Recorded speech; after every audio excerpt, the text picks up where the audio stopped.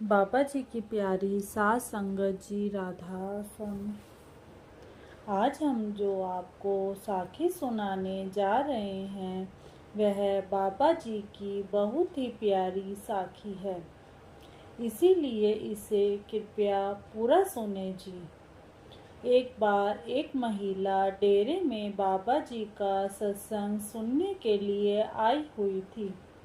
वह महिला बहुत ही धनी परिवार से संबंध रखती थी। बड़े ही संपन्न परिवार की महिला थी। डेरे में उसने बाबा जी का सत्संग सुना। उसके बाद जब वह लंगर खाने के लिए गई तो लंगर में बहुत भीड़ थी। उसको बर्तन लेने के लिए लाइन में लगना पड़ा, क्योंकि सत्संग के बाद एकदम से संगत लंगर खाने के लिए जाती है।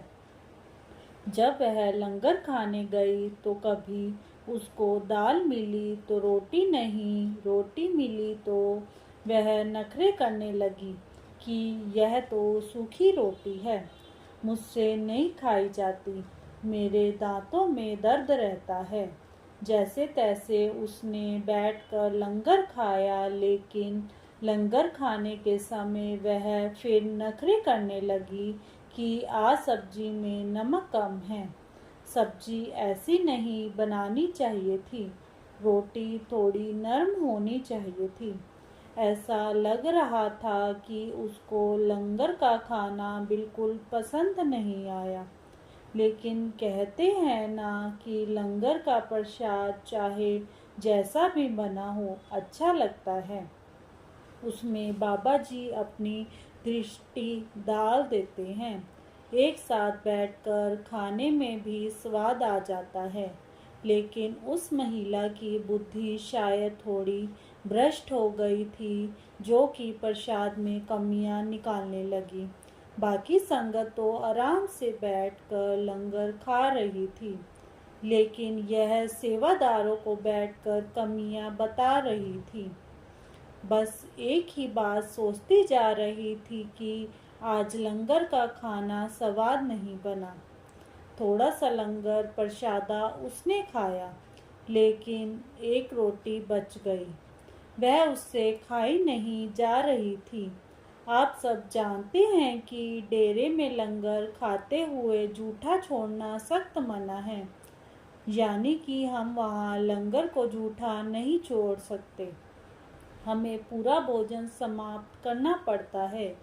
एक बार एक सेवादार ने थाली में हाथ धो लिया था, तो सेवादारों ने उसे वह पानी तक पिला दिया था।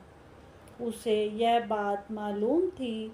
उसने इस डर से उस रोटी को मोड़कर अपने पास छुपा लिया, ताकि कोई सेवादार उसे रोके ना, कोई टोका टाकी ना करे। बची हुई रोटी को मोड़कर उसने अपने पर्स में छुपा लिया। एक दो दिन और डेरे में रही, तब तक प्रसादा बिल्कुल सूख गया था।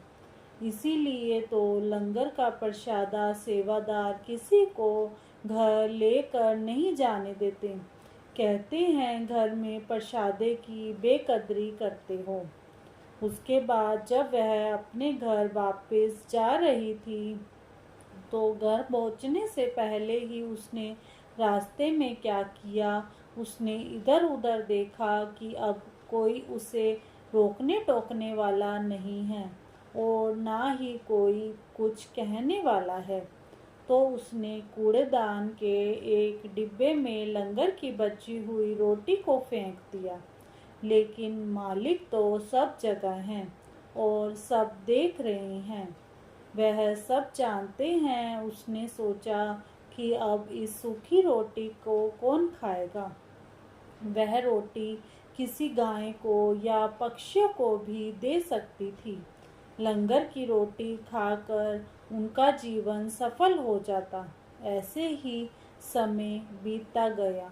लेकिन कुछ समय बाद उस महिला के पति का जो काम काज बहुत अच्छा चलता था, उसमें कमी आने लगी, उनको नुकसान होने लगा।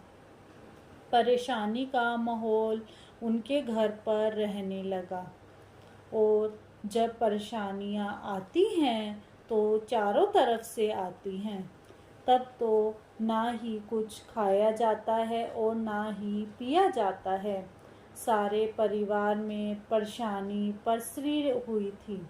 किसी का भी कुछ खाने का मन नहीं करता था। ऐसी परेशानी की हालत में वह फिर से डेरा ब्यास में आती है और बाबा जी के साथ सवाल जवाब में अपनी परेशानी को बाबा जी के सामने बताती है कि बाबा जी, आपकी कृपा से हमारे घर में सब कुछ अच्छा चल रहा था, बहुत खुशहाली थी, हमारा कामकाज भी बहुत अच्छा चल रहा था, किसी चीज़ की कोई कमी नहीं थी। लेकिन पता नहीं अचानक से ऐसा क्या हुआ कि हमारे कामकाज को किसी की नज़र लग गई।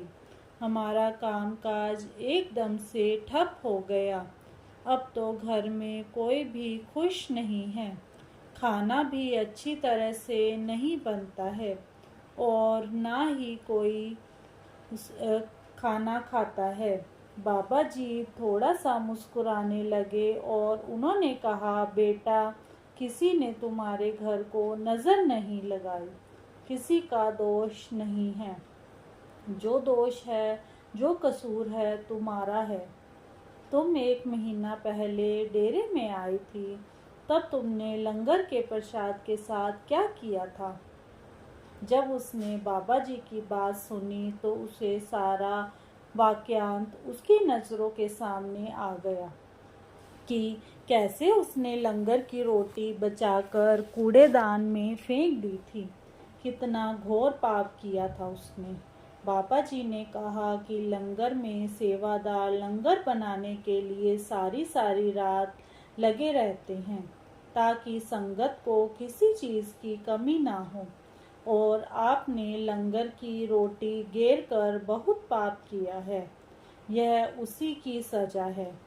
सारी दुनिया इस रोटी की वजह से ही मेहनत करती है कि उसे 2 समय की रोटी नसीब हो पाए।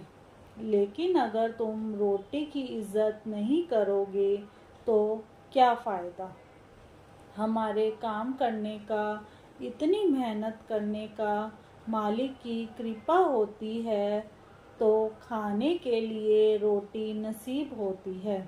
नहीं तो देखो कितने लोग रात को भूखे सोते हैं।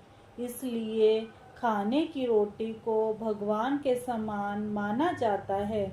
लेकिन यदि कोई खाने का निरादर करेगा तो उससे बड़ा पापी कौन होगा?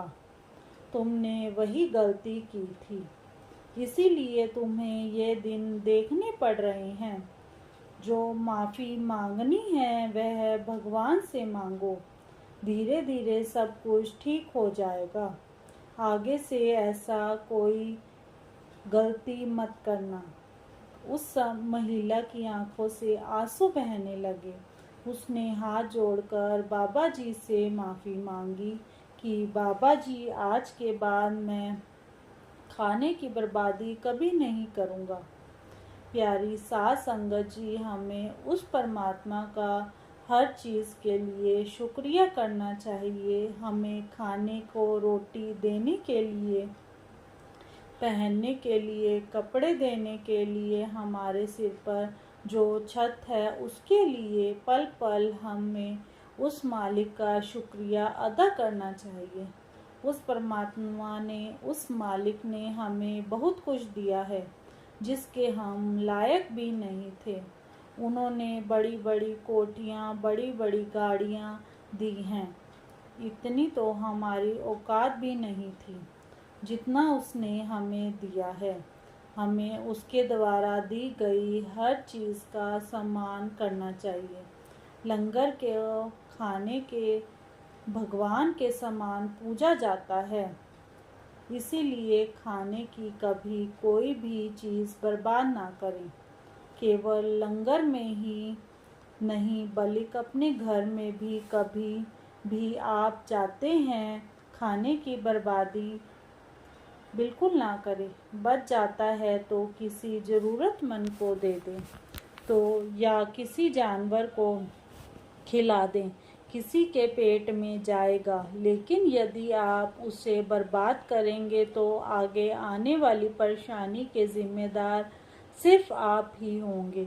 वह औरत बाबा जी का शुक्र शुक्र करने लगी।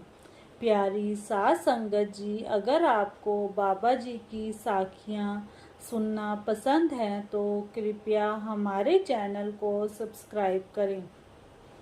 राधा स्वामी जी।